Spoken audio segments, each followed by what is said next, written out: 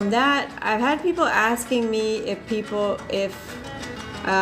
the Dignity Act is a trap. I had people say that somebody left that as a TikTok on comment saying that they heard that this was a trap.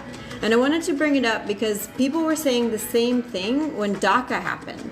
People said the same thing when DAPA, which later got closed down, which was going to be for parents of U.S. citizens, was going to be opened up by Biden, but then later got closed down. But a lot of different options for immigration when they show up, if it's an option for somebody who's previously been living in the shadows, they may feel that this is going to be a trap, that this is a way that the government will get my information and know where I am. And you have to understand that applying for any immigration benefit is a double-edged sword. Yes, you're filing for a benefit, but at the same time, the government knows where you are. Yes, you're filing for relief or some sort of work permit or protection from deportation, but if you don't qualify, the government does know where you are. They have your address, they have where you've been living and working for the last 5 years. So it is important to note that if you don't qualify for a certain program, it's not to your benefit to file.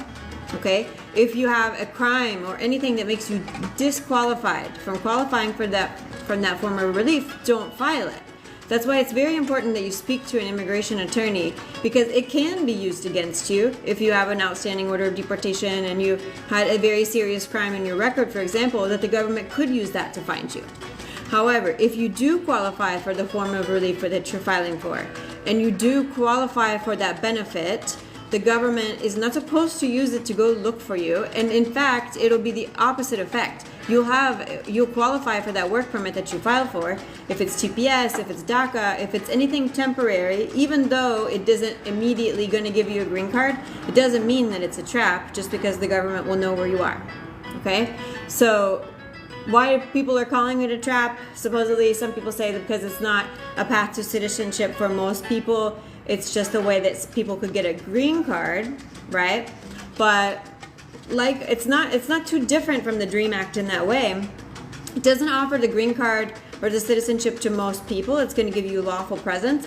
But attorneys were able to turn people who had, for example, DACA only, which doesn't ever lead to a green card in itself.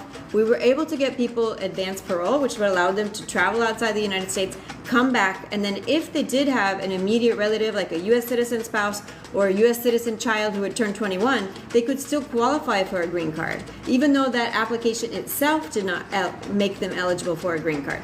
So I do recommend people, if the Dignity Act does pass, don't discount it just because you've heard some conspiracy theories that it's going to be a trap or that the government will use it against you. I understand why people would feel that way, especially under Trump administration.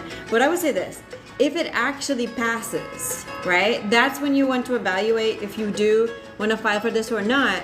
And if you file for it, you want to only file if you qualify, okay, and after speaking to an attorney to make sure that you're a good candidate for this application. Okay, and just understand that in order for this law to even go through, there has to be a lot of negotiation, and part of the actual negotiation that they're trying to get Republicans to agree to it is that there's a big enforcement trade-off as part of this bill. The government it does include in the bill massive fundings for ICBP and border technology. It also allows Congress and DHS to later revoke the program if they decide that they don't like it for some reason or it isn't working as they had hoped, right? They could change the rules. Now, maybe that's why some people would say that it's a trap, but understand, if you had qualified for the rules for that application and you did file correctly under the rule, the government should not use that against you. And in the past, we have seen that the government doesn't take advantage of people who file correctly for an application that they did qualify for. For example, TPS. Okay? Now, that being said, things can change, like TPS, right?